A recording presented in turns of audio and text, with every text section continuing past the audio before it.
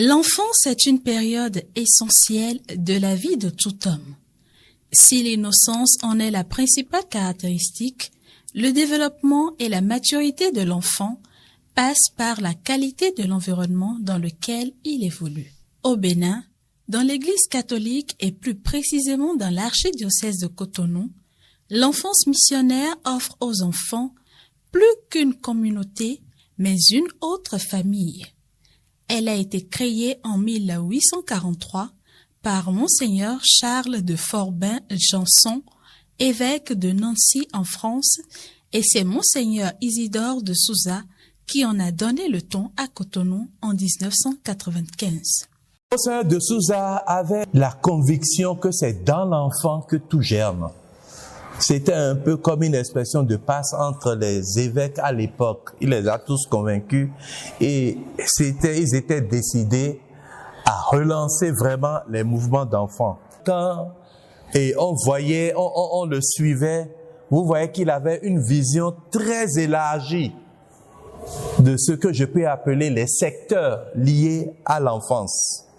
Il y avait la famille, il y avait la rue, il y avait les écoles, il y avait aussi l'église. Il fallait donc réunir ces différents secteurs au sein d'une même entité pour créer l'esprit missionnaire au sein des groupes d'enfants. Quand on dit missionnaire, c'est ne pas être une église centrée sur elle-même, mais une église ouverte à l'universalité, comme le Christ l'a dit à ses disciples, de toutes les nations, faites mes disciples. Donc la redécouverte pour nous autres, en suivant Monseigneur de Souza et en suivant un peu les enseignements donnés, c'était un peu comme la redécouverte qu'il y a une composante missionnaire dans l'écoute de la parole, la lecture de la parole, dans la lecture de toutes les activités de l'Église, les activités des groupes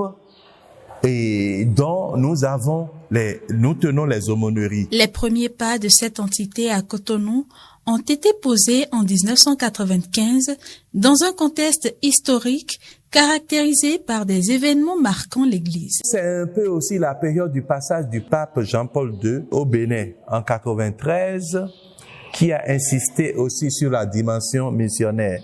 L'époque aussi, en 1995, de Ecclesia in Africa, qui à partir du chapitre 3 ne parlait que de mission. La lettre du pape à l'occasion de l'année internationale de l'enfance, je crois que c'est 94-95, était quand même une adresse concrète. C'est là d'ailleurs qu'il faut voir un peu comme les débuts du cahier de charge de l'enfance missionnaire au niveau du diocèse de Cotonou. Au fil des années, l'aumônerie de l'enfance missionnaire a grandi et s'est développée, non pas sans les efforts et l'efficacité de ses responsables successifs. Je voudrais donc nommer le père Florent Nascimento, de vénérée mémoire, qu'on peut considérer un peu après Monseigneur Isidore de Souza comme l'ancêtre de l'enfance missionnaire à Cotonou. Après lui, nous avons le père Frédéric Viadenou, qui a d'abord travaillé avec le père Florent Nascimento et qui a continué la mission après son décès. Nous avons eu le père Barnabé Zomakpe, qui n'a pas été directement aumônier de l'enfance missionnaire, mais qui a été aumônier de Samuel après le décès du père Florent et qui a collaboré avec le père Frédéric Viadenou. Monseigneur Marcel Agboton a voulu redonner plus de visibilité à l'aumônerie de l'enfance missionnaire en nommant en 2007 le père Luc Runakenou comme aumônier détaché et libéré de tout autre engagement. Et donc, il ne travaillait qu'avec les enfants à l'aumônerie de l'enfance missionnaire. Le père Luc a été succédé par le père Léandre Degbeyon, qui a beaucoup travaillé, beaucoup œuvré pour redonner vie à l'enfant missionnaire. Il a beaucoup travaillé aussi à l'administration de l'enfant missionnaire. Et donc, c'est à lui que moi-même, votre serviteur, j'ai succédé. Et nous avons continué la mission que ces vaillants prédécesseurs ont commencer. Aujourd'hui, l'enfance missionnaire de l'archidiocèse de Cotonou est présente sur presque toutes les paroisses de l'archidiocèse. Mais malgré ces nombreuses actions, il existe encore quelques points d'ombre relatifs à son identité qu'il faille lever. L'enfance missionnaire n'est pas un groupe. L'enfance missionnaire est un esprit dans lequel doivent travailler les groupes d'enfants et les enfants en général. Et donc, dans l'archidiocèse de Cotonou, nous travaillons pour faire régner cet esprit-là dans chaque groupe d'enfants. Et c'est pour cela que nous parlons de l'unité dans la diversité, parce que l'enfance missionnaire regorge d'une multitude de groupes. Et nous travaillons à respecter la spiritualité de chaque groupe et les charismes de chaque groupe pour enrichir maintenant l'ensemble. Chacun de ces groupes a sa spiritualité et ses charismes, mais travaille dans l'esprit de l'enfant missionnaire, être disciple et faire des disciples. Et donc nous essayons de former les enfants et les animateurs missionnaires dans l'esprit de l'enfant missionnaire à partir des domaines de la mission, la formation missionnaire, l'animation missionnaire, la coopération missionnaire, l'organisation missionnaire, la motivation missionnaire et beaucoup d'autres domaines. L'une des activités phares de l'enfance missionnaire est le pèlerinage annuel au centre marial Notre-Dame de la Divine Miséricorde d'Alada. Une idée de Monseigneur Isidore de Souza. Monseigneur de Souza était pro-grand rassemblement. Le grand rassemblement était l'occasion un peu comme la grande célébration de l'année. C'est ainsi qu'est né le pèlerinage de l'enfance missionnaire. Le premier rassemblement des enfants au titre de l'enfance missionnaire a eu lieu le 27 décembre 1995 au collège catholique Père au Pied. Des 1500 enfants qui étaient rassemblés ce jour-là au collège catholique Père au Pied. Aujourd'hui, après 25 ans, nous pouvons compter près de 11 000 enfants au pèlerinage des enfants à Alada et plus de 25 000 lors de la Galilée missionnaire des lundis de Pâques. Si les enfants sont heureux de participer au pèlerinage, ce n'est pas là la seule activité de l'enfance missionnaire. Cette aumônerie a un programme d'activités fourni et bien détaillé. La première activité qui ouvre l'année pastorale, c'est bel et bien la journée mondiale des missions. Nous avons ensuite le pèlerinage diocésain des enfants que nous organisons chaque année à Alada. Chaque année, nous rappelons le passage du pape à travers une activité souvenir. Nous avons ensuite la Galilée missionnaire. La Galilée missionnaire est une activité qui a été créée dans l'archidiocèse de Cotonou et ça se vit le lundi de Pâques. Nous avons ensuite la journée d'hommage au Père Florent Nascimento que nous organisons chaque année ou chaque 2 ans. Nous avons aussi la célébration de la journée de l'enfant béninois couplée avec la Noël partage. Nous célébrons également la journée de l'enfant africain pour rappeler souvent les droits et devoirs des enfants. Nous avons ensuite les sessions de formation, l'école des animateurs missionnaires. Toutes ces activités ne sauraient être menées à bien sans une bonne organisation de l'enfance missionnaire. Le premier responsable de l'enfance missionnaire en tant qu'entité à Cotonou, c'est l'évêque. C'est donc Monseigneur qui est le premier responsable de l'enfance missionnaire. Et comme il ne peut pas être partout à la fois, il nomme un aumônier qui le représente valablement. Donc l'aumônier, c'est lui qui organise un peu les activités de l'enfance missionnaire. Il y a toute une équipe qui l'entoure. Nous avons d'abord le conseil des aumôniers qui rassemble tous les aumôniers paroissiaux, vicariaux et les sœurs conseillères. La sœur conseillère de l'enfance missionnaire est là comme une mère au milieu de ses enfants, qui écoute, qui encourage, qui guide, qui oriente et qui corrige. Elle travaille en bonne collaboration avec l'aumônier et les membres de la coordination. Son devoir est aussi de prier intensément et constamment pour l'œuvre et tous ceux qui y travaillent. Donc nous avons au niveau diocésain la coordination diocésaine, qui est une équipe constituée de jeunes bénévoles, des animateurs missionnaires qui ont suivi la formation durant plusieurs années, qui ont les capacités nécessaires pour accompagner les enfants. Et c'est l'organisation au niveau du diocèse qui rayonne au niveau des paroisses, au niveau des écoles et au niveau des centres de protection d'enfants. Ces animateurs missionnaires constituent la cheville ouvrière de l'enfance missionnaire. Ils participent activement à la vie de l'aumônerie et à la réussite des activités.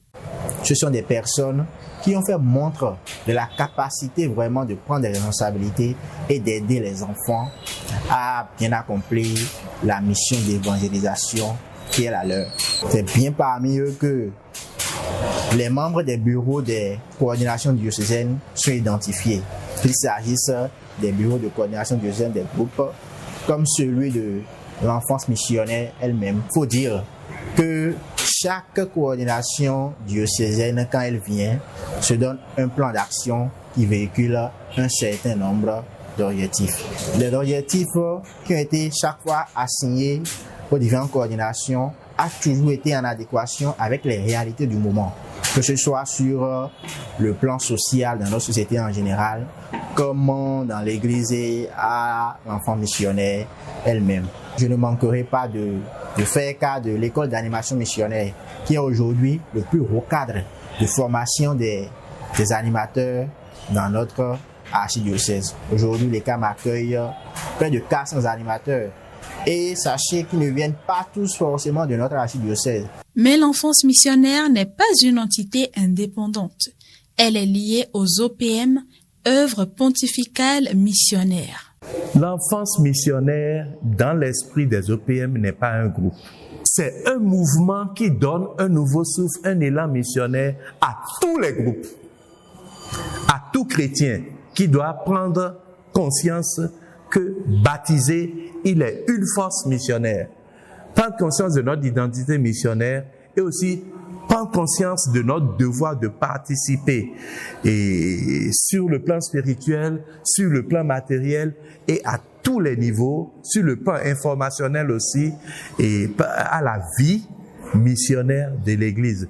L'enfance missionnaire est fondamentale pour la visibilité des OPM et de toutes les autres branches.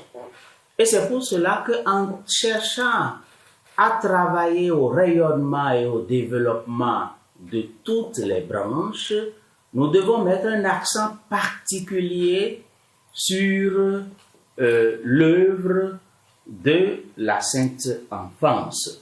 Les OPM doivent respirer en effet de tous leurs poumons et rayonner de toutes leurs branches.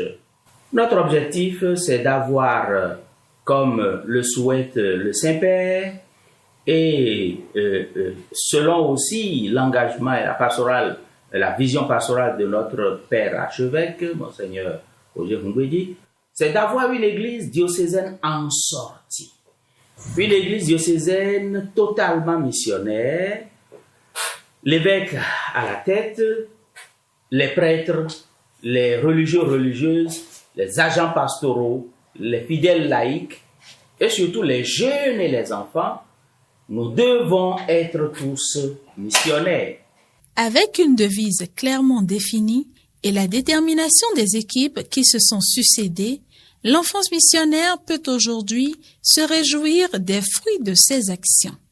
Nous avions comme devise à l'époque, je crois que c'est cela qui continue, éveiller, cheminer, construire la personne. Et donc notre tâche depuis 1995 jusqu'à ce jour, avec tous ceux qui ont travaillé à l'enfance missionnaire, était donc d'éveiller dans le cœur de tous ces enfants l'esprit missionnaire. Faire de tous les enfants des amis d'autres enfants, faire des enfants des amis de Jésus. et les aider vraiment à vivre leur foi chrétienne, à être des chrétiens authentiques. Nous avons essayé de cheminer avec eux, de leur apprendre à cheminer avec le Christ et de pouvoir, avec les autres, se construire en tant que personne. L'enfance missionnaire de l'archidiocèse de Cotonou a été une œuvre merveilleuse.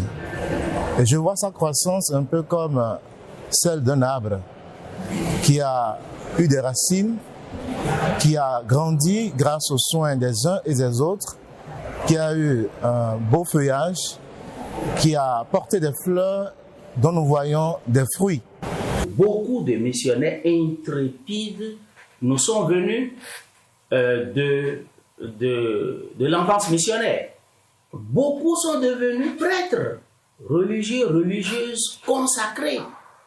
Beaucoup sont des laïcs très engagés dans la foi et dans l'Église et dans la société et témoignent de leur foi dans la société. Et c'est ça, être missionnaire. Dans cette association, j'ai appris pas mal de choses, notamment à m'exprimer en public, à faire l'animation, à rédiger des rapports, à organiser des activités. Nous avons travaillé à organiser des pèlerinages ensemble, des activités pour commémorer la journée de l'enfant béninois ainsi que la journée de l'enfant africain. Dans ces creusets, j'ai notamment appris à collaborer avec d'autres personnes, notamment des enfants. J'ai aussi appris à avoir la maîtrise de soi, comprendre d'abord avant de poser des questions, à analyser les préoccupations et surtout à connaître la psychologie des enfants.